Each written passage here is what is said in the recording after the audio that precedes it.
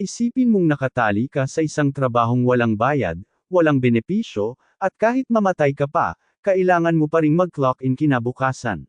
Iyan ang kapalaran ng mga bayani sa mundong ito, dahil gaano man karaming beses silang mamatay sa labanan, patuloy silang binubuhay muli at pinipilit na magpatuloy sa pakikipaglaban. Si Dada ay isa sa mga bayaning iyon, at kasalukuyang tumatakbo siya sa kagubatan habang hinahabol ng isang grupo ng mga kabalyero. Hinahabol siya ng mga kabalyero dahil ninakaw niya lang ang isang kabaong mula sa kanila, pero mayroon din palang grupo ng mga demonyong diwata sa lugar, at mas nakakatakot ang mga diwata kaysa sa mga kabalyero. Habang ginagawang pagkain ng halimaw ang mga kabalyero, sinubukan ni Dada na tumakas, pero maikli at mataba ang kanyang mga binti, kaya hindi siya nakalayo bago siya naabutan ng isa sa mga diwata at tinambas sa lupa. Nagsimulang magpanik si Dada at sumigaw para sa tulong dahil ayaw niyang maging merienda, at sa swerte niya, sa huling segundo, ang kanyang kasama. Si Xylo ay bumagsak mula sa langit at sinaksak ang halimaw sa ulo. Nagpapasalamat si Dada na buhay pa siya, pero tila natuhag siya habang tumatakas para sa kanyang buhay, at masakit talaga, kaya hindi pa siya handang harapin ang lahat ng iyon. Sinabi niya kay Xylo na patayin na lang siya dahil bubuhayin naman siya ng simbahan pabalik sa base, pero sinuntok siya ni Xylo sa mukha at sinabihang tigilan ang pag-iisip ng ganoon.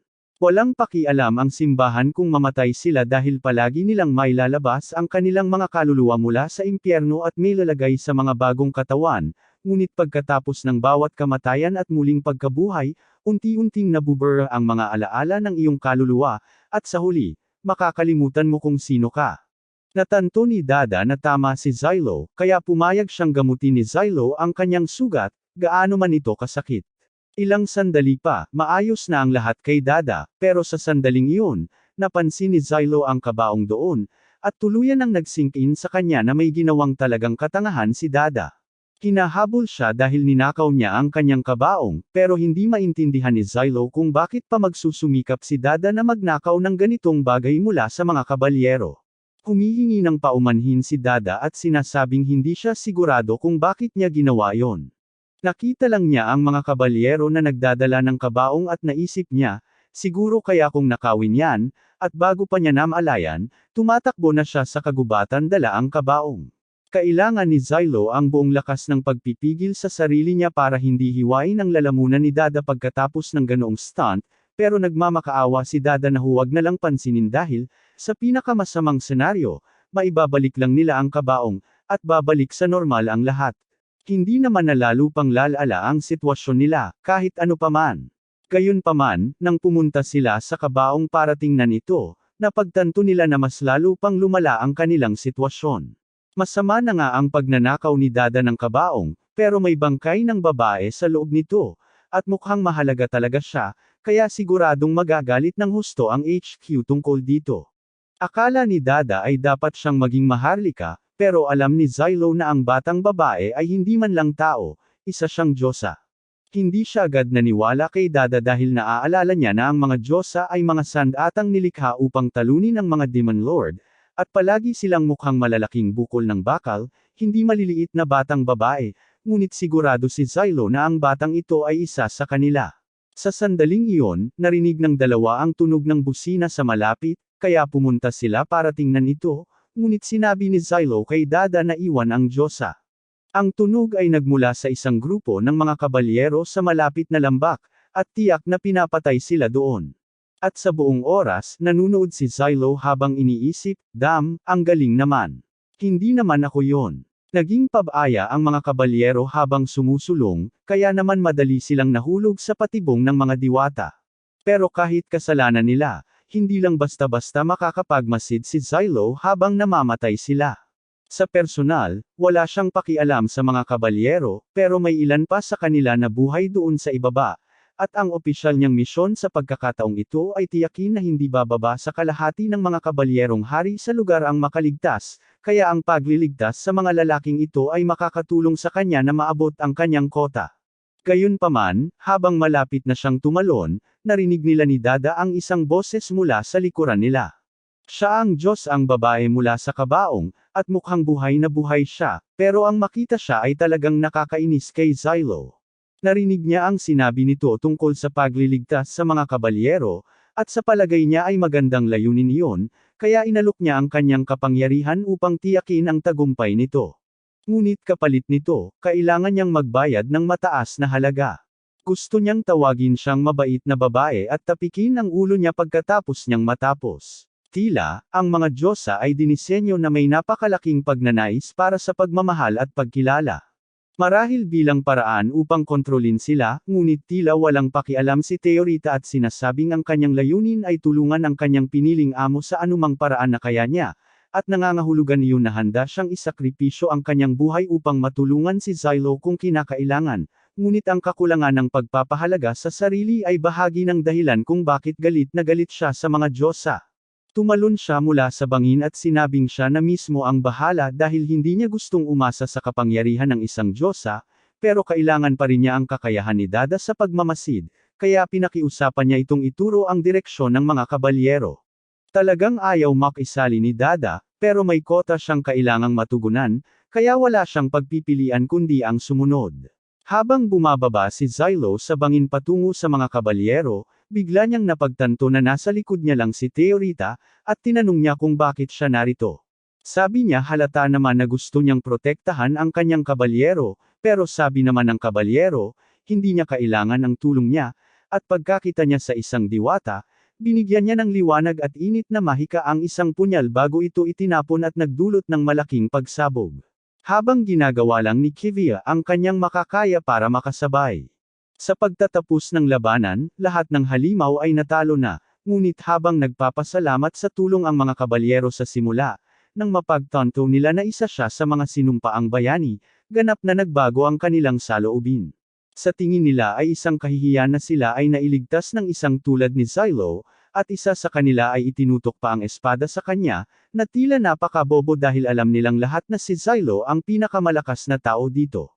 Sa sandaling iyon, nakatanggap ng balita si Xylo na nagpa siya ang pangunahing unit ng mga banal na kabalyero na gumawa ng huling pagtatanggol malapit sa ilog upang pigilan ang sumusulong na mga demonyo, na sa teorya ay tila makatuwiran, ngunit kung hindi mo pa napapansin, karamihan sa mga kabalyero ay ganap na walang silbi laban sa mga demonyo, kaya walang paraan na mapipigilan nila ang buong hukbo ng mga halimaw. Parang sentensya na sa kamatayan, at karaniwan ay walang pakialam si Xylo sa mangyayari sa isang grupo ng mga mayabang na kabalyero, pero kung masyadong marami sa kanila ang mamamatay ng sabay-sabay, masasabing bigo ang kasalukuyang grupo ng bayani, at siya ay pahihirapan sa susunod na muling mabuhay. Hindi niya maaaring mangyari iyon, kaya naghahanda siyang pumunta upang iligtas ang pangunahing unit bago sila tuluyang mapuksa. Samantala, sa harapang linya, nakasalubong lang ng grupo na pinamumunuan ni Komandante Kivia ang hukbo ng mga demonyo, kaya inihanda nila ang kanilang mga sibat na kidlat, at sa kanilang kabutihang palad, nagawa nilang patayin ang unang ilang alon ng mga halimaw, ngunit marami pa rin ang natitira, kaya maaga man o huli, malalamangan sila. Sa kabutihang palad, dumating si Xylo sa tamang oras upang iligtas sila. Well, actually, marami nang namatay na mga kabalyero, kaya hindi ko masasabing saktong oras ang pagdating niya, pero at least nandito siya, at mas mahusay siya kaysa sa mga walang kwentang kabalyerong ito, kaya madali niyang kaya ang kasalukuyang alon ng mga halimaw, at ang mga kabalyero ay namangha sa hindi kapani-pani walang pagpapakita ng kapangyarihan. Lumapit si Commander Kivia kay Xylo, at bagaman nagpapasalamat siya sa tulong nito, medyo nagdududa rin siya sa katotohanang bigla na lang lumitaw sa larangan ng digmaan ang isang hindi kilalang mandirigma. Sa sandaling iyon, naabutan ni Teorita si Xylo, at nagagalit siya dahil sinubukan na naman itong iwanan siya.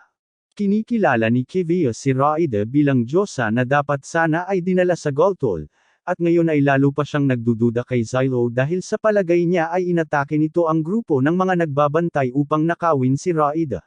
Ipinaliwanag ni Xylo na malamang patay na ang mga kabalyerong nag-e-escort kay Raida, pero hindi niya kasalanan iyon, at bukod pa rito, wala siyang interes na makipagkasundo sa isang diyosa. Rito pa rin si Kivia at humihingi ng tamang paliwanag, pero gaano man kagustuhan ni Xylo na ipaliwanag sa kanya ang lahat ng detalye, wala silang oras para dyan dahil papalapit na ang Demon Lord.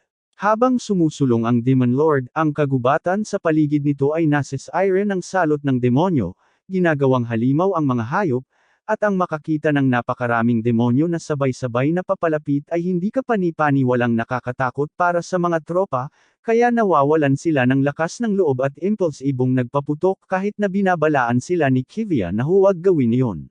Lumabas na isa iyon sa pinakamasamang pagkakamaling nagawa nila, dahil ang Demon Lord na ito ay may force field na hindi lang humaharang sa mga atake, kundi ibinabalik din ang pinsala sa kanila, kaya malaking bahagi ng mga banal na kabalyero ay napuksa. Habang patuloy pa rin ang pag-usad ng mga demonyo, sinabi ni Xylo kay Kivia na talo na ang laban na ito, kaya dapat na silang lahat umatras habang may pagkakataon pa. Gayunpaman, kahit alam ni Kivia na siya ang tama, tumanggi pa rin siyang umatras. Sinabi ni Xylo sa kanya na mamamatay siya kung mananatili siya rito, at ang tanging dahilan kung bakit siya dumating ay dahil may utos siya na suportahan ang kanilang pag-urong. Sa sandaling marinig ni Kivia ang sinabi niya, napagtanto niya na isa siya sa mga bayaning ipinadala mula sa punong tanggapan, kaya sinabi niya sa kanya na bilang commander sa lugar, siya ang may huling pasya sa gagawin ng tropa, at para sa karangalan nila, isasakripisyo nila ang kanilang buhay sa larangan ng digmaan ngayong araw. Gayunpaman, walang pakialam si Xylo sa babong karangalan ni Kivia dahil hindi niya matiis ang mga taong kusang nagtatapo ng kanilang buhay ng ganito. Ngunit habang nagtatalo sila ni Kivia, biglang nagsimula ang pag-atake ng Demon Lord. 12-dosenang egg sacs ang bumuhos sa dalampasigan, at sa isang iglap, ang buong grupo ay nalampasan ng mga halimaw. Ginagawa ni Xylo ang lahat ng makakaya niya para mapanatili silang malayo, pero nauubusan na siya ng mga palaso na itatapon, at hindi naman gumaganda ang sitwasyon. Biglang, ilang halimaw ang nagtungo sa mga kanyan ng kidlat at nagdulot ng malaking pagsabog sa larangan ng digmaan na nagbabagsak kay Xylo. Sa oras na magkamalay si Xylo, ang tanging nakikita niya ay si Rita na nakahandusay sa lupa sa tapat niya, at nagmamakaawa ito sa kanya na gamitin ang kapangyarihan nito dahil ito lang ang paraan para mailigtas ang mga tao dito mula sa kakilakilabot na kamatayan. Alam ni Xylo na tama siya, pero sinumpa niya sa sarili na hindi na siya muling gagamit ng kapangyarihan ng isang diyosa, kaya sa halip, sinimulan niyang tawagin si Kivia at sumigaw na makipagkasundo kay Rita sa kanyang lugar. Gayunpaman, ilang sandali lang ang lumipas, nakita niya ang duguan na chest plate ni Kivia na gumugulong sa lupa, at malamang na isa na lang itong basag-basag na laman sa larangan ng digmaan sa ngayon, kaya mukhang wala na siyang pagpipilian. Sinabi niya kay Rita na handa siyang bumuo ng kontrata, at natuwa siyang marinig ito, kaya't magsisimula na sana siyang ipaliwanag ang proseso sa kanya, ngunit sinabi niya na alam na niya kung paano ito gawin. Gumawa siya ng hiwa sa likod ng kanyang kamay at iniharap ito kay Rita bilang handog, at sa sandaling halikan niya ang kanyang dugo, naramdaman niya ang pagkakaugnay sa pagitan niya at ni Rita. Ngayong nabuo na ang kasunduan, nagagawa ni Xylo na ilabas ang kapangyarihan ni Rita, kaya tinanong niya ito kung ano ang gusto nitong gawin muna. Sabi niya, magandang simulan ay ang alisin ang mga diwata na kasalukuyang nakapaligid sa kanila, kaya masayang pumayag si Rita. Bilang diyosa ng mga espada, kayang magpalabas ni Rita ng napakaraming sandata at ibuhos ang mga ito sa kanyang mga kaaway, kaya sa madaling panahon, lubos niyang nilipol ang hukbo ng mga halimaw. Talagang ipinagmamalaki ni Rita ang sarili niya at sinasabi kay Xylo na maaari na siyang magsimulang pumuri sa kanya ngayon, ngunit sinabi nito na kailangan pang maghintay ang gantimpala niya dahil may isa pang alon ng mga halimaw na patungo rito.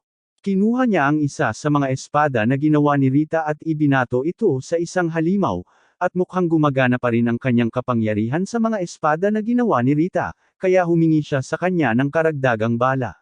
Unti-unti, tinatapos niya ang natitirang mga demonyo habang namanghang nanunood ang mga banal na kabalyero. Sa isang punto, nagawang mahanap ni Xylo si Kivia at nagulat siya nang makitang buhay pa ito, ngunit sana ay nalaman niya ito bago pa siya bumuo ng kontrata, pero ganoon talaga. Sinabi niya kay Kivia na kailangan niyang kunin ang kanyang mga tauhan at hanapin ang anumang demonyo na nakaligtas sa kanyang mga pagsabog bago pa sila makagawa ng mas malaking pinsala. Nainsulto si Kivia na maglakas loob ang isang bayaning hinatulan na magbigay sa kanya ng mga utos, ngunit pinaalalahanan siya ni Xylo na ito ay usapin ng buhay o kamatayan, kaya kailangan niyang isantabi ang kanyang pagmamataas at gawin ang kinakailangan upang mabuhay. Maaaring siya ay isang sinumpaang bayani, ngunit wala siyang balak mamatay dito, at hindi rin niya gustong makitang may ibang mamatay dito, Kaya naman papatayin niya ang Demon Lord bago pa mangyari iyon. Binuhat niya si Rita sa kanyang balikat at naghandang sumugod sa Demon Lord. Tinanong niya kung gusto niyang gamitin na niya ang kanyang kapangyarihan ngayon, pero sinabi niyang kailangan muna nilang maging mas malapit sa isa't isa, kaya sa ngayon, mag-focus na lang siya sa pagbibigay sa kanya ng mga espada na itatapon. Sa wakas, nang makalapit na sila, hiniling niya kay Rita na gumawa ng malaking espada para magamit niya. Nang ilunsad niya ito sa katawan ng Demon Lord, nagresulta ito sa malaking pagsabog na nagukit ng butas sa katawan nito. Sa kasamaang palad, hindi ito sapat para tuluyang mapatay ito, kaya't naglabas ng ilang tentakulo ang Demon Lord at inatake sila, na nagtulak kay Xylo na ipagtanggol si Rita gamit ang kanyang katawan. Pagkagising ni Xylo, nakita niya si Rita na nakatayo sa ibabaw ng kanyang katawan, at nandito rin si Dada dahil sa wakas ay nakabalik na siya mula sa kung anong ginagawa niya habang isinasapalaran ni Xylo ang kanyang buhay. Sa una, galit si Xylo, pero napansin niya na ninakawan na naman ni Dada. Sinusubukan ni Dada na ipagtanggol ang sarili at sinasabing nakahilata lang ito malapit sa base camp, kaya naisip niya na mas mabuting kunin na lang, at sa kauna-unahang pagkakataon, nagbunga pa ang maruming pagnanakaw na mga daliri ni Dada. Ang bagay na ito ay isang scorched earth seal, na mahalagang isang napakalakas na bomba, at kakaisip lang ni Xylo ng isang plano para gamitin ito upang tuluyang lipulin ang Demon Lord. Itinakda niya ito sa timer at tumalon sa ere bago sinipa ang bomba diretso sa sugat ng Demon Lord, at bago ito sumabog, hinawakan niya si Rita at Dada at lumabas sa saklaw ng pagsabog sa pinakamabilis na posibleng paraan. Sa huli, sumabog ang bomba, at tuluyang nawasak ang katawan ng Demon Lord kaya tapos na ang laban, at sinabi ni Rita na gusto niyang purihin dahil sa magandang trabaho niya. Pero habang akmang hahaplasan niya ang ulo nito, bigla siyang nagkaroon ng mga flashback sa dating Diyosa na nakipagkontrata siya, at hindi niya magawang gawin iyon. Sa sandaling iyon, dumating si Kivia at kahit na si Xylo ang nagligtas sa lahat dito, itinutok niya ang kanyang espada sa kanya at sinabing parurusahan siya dahil sa pag-aksyon ng mag-isa at pagbuo ng kasunduan sa Diyos ang si Rita ng walang pahintulot. Sinusubukan ni Rita na ipagtanggol si Xylo at sinasabi kay Kivia na siya ang pinakamagaling na kabalyerong hihilingin niya. Ngunit sinasabi ni Kivia sa kanya na sinasabi niya lang iyon dahil hindi niya alam ang krimeng ginawa ni Xylo na nagresulta sa pagiging bayani niya. Tinanong ni Rita kung ano ang krimen dahil sigurado siyang hindi naman ito ganoon kasama, pero ipinaliwanag ni Kivia na si Xylo ay dating banal na kabalyero, at sinampahan siya ng kaso matapos patayin ang Diyosa na dati niyang nakipagkasundo, at nagulat si Rita nang marinig ito. Hindi bababasa, iyan ang opisyal na kwentong inihayag, ngunit sa katotohanan, ibang-iba ang nangyari. Sa araw ng paghatol kay Xylo, dinala siya sa harap ng korte kung saan sinabi ng Inquisitor na siya ay inakusahan ng pagpatay sa kanyang Diyosa, si Sinerva. Sinubukan ni Xylo na ipaliwanag na nakatanggap siya ng utos na makipaglaban sa kanya, ngunit hindi kailanman dumating ang ipinangakong karagdagang puwersa at napilitang ubusin ni Sinerva ang lahat ng kanyang lakas. Kapag naubos ng isang Diyosa ang lahat ng kanyang lakas, nagiging mahina sila at madaling kapitan ng salot ng demonyo, kaya pinili niyang wakasan ang paghihirap ni Sinerva bago pa siya masira. Ito ay isang ganap na katanggap-tanggap na dahilan, ngunit inakusahan siya ng Inquisitor na nagbibigkas ng kalapastanganan laban sa mga Diyosa at inutusan ang mga gwardya na pigilan siya sa pagsasabi ng isa pang salita. Nagsikap si Xylo na ipaliwanag na kung masisira ang isang Diyosa, maaari itong magluwal ng demonyong nagtataglay ng kapangyarihan ng Diyosa, at ito ang magiging sanhi ng pagbagsak ng sangkatauhan. Pero habang nakatingala siya, doon niya napagtanto na walang pakialam ang Inquisitor sa katotohanan, at ang buong bagay na ito ay pagpapahamak sa kanya mula pa sa simula. Hindi niya alam kung sino ang nag-utos nito, o kung nasaan sila, pero sumumpa siya noon at doon na kahit gaano karaming buhay pa ang kailangan, pagbabayaran nila ito.